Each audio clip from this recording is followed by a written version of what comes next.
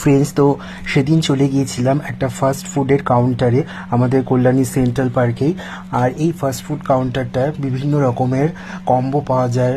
90, 100, 149, 179, 200। তো আমরা এই কম্বোটা নিয়েছিলাম। এখানে ছিল নুডলস, তারপরে এক পিস ফিশ ফিঙ্গার, এক পিস চিকেন পকোড়া, এক পিস চিকেন কাবাব আর একটা পনির পকোড়া।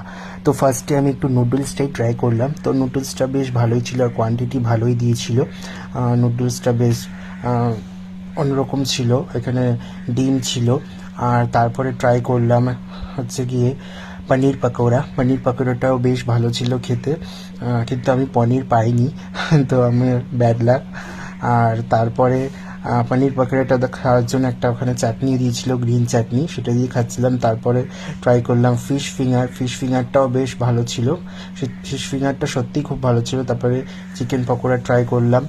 আর তারপরে ট্রাই করলাম ওখানে যে চিকেনের কাবাবটা ছিল, সেই কাবাবটা। তো ওই কাবাবটা খেলাম, তো বেশ ভালোই লাগলো। 90 কম্বো, দুজনের জন্য খুবই ভালো একটা খাবার।